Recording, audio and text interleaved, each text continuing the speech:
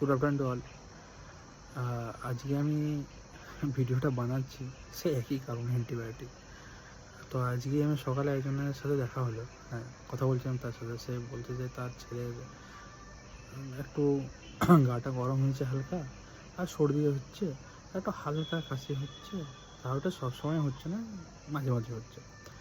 আমি বলছি হ্যাঁ ঠিক আছে, কোনো অসুবিধা নেই, এটা তো ফ্লু লাইক ইনফেকশান হয়েছে সামান্য, এটা সিজনাল একটা প্রবলেমের জন্য হচ্ছে, ওয়েদারটা একটু চেঞ্জ হয়েছে সেই জন্য হচ্ছে। একটু হোম রেমিডিস ব্যবহার করুন, গার্গেল করুন একটু, ঠিক আছে, এসবই বলেছি। না না না, আমি ওসব ব্যবহার করছি না, আমি অ্যান্টিবায়োটিক শুরু করে দিয়েছি। আমি ভাবছি যে আবার অ্যান্টিবায়োটিক, এ কী হচ্ছে অ্যান্টিবায়োটিক, কী অ্যান্টিবায়োটিক খাচ্ছে? ও আমি জানতে পারছি অ্যাজিথ্রোমাইসিন। না আবার অ্যাজিথ্রোমাইসিন, মানে কেন? মানে অ্যাজিথ্রোমাইসিন তো মানে কোনো তো মানে মুড়ি মুরগির মতো জিনিসপত্র নয়, এটা যথেষ্ট হাইগ্রেড একটা অ্যান্টিবায়োটিক। এটা বিভিন্ন জটিল রোগে ব্যবহার করা হয়েছে, সেটাকে এইভাবে মিসইউজ,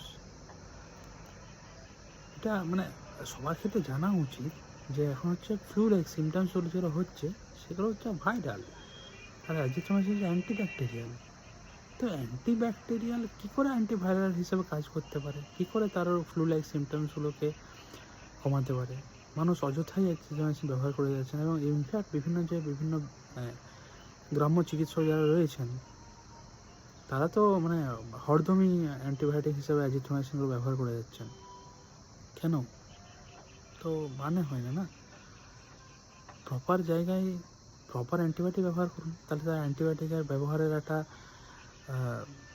সঠিক জায়গা আছে না, সেগুলো ব্যবহার করুন। কেন অযথা অ্যাজিথ্রোমাইসিন খেয়ে খেয়ে অন্যান্য ওষুধের রেজিস্ট্যান্স তৈরি করেছেন, সুপার বাগ তৈরি হচ্ছে, যেগুলো যার জন্য অসুবিধা হতে পারে।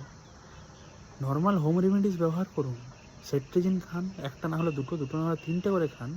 সেট্রিজিনের থেকে ভালো জেনারেশনের ওষুধ রয়েছে, ডেসলোরাটেডিন, বিরাস্টিন, এইগুলো ব্যবহার করুন। তাহলে অ্যান্টিবায়োটিক অ্যাজিথ্রোমাইসিন, সেট্রিজিন না খেয়ে, প্যারাসিটামল না খেয়ে।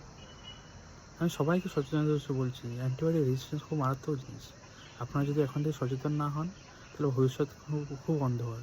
এমনিতেই আমাদের ভবিষ্যতে অন্ধকার, এনভায়রনমেন্টের অবস্থা খুবই খারাপ, তার সাথে এই মানব জাতিতে ওই কোভিড একবার দেখিয়েছে আমাদেরকে কীরকম অসহায় স্বাস্থ্যক্ষেত্র।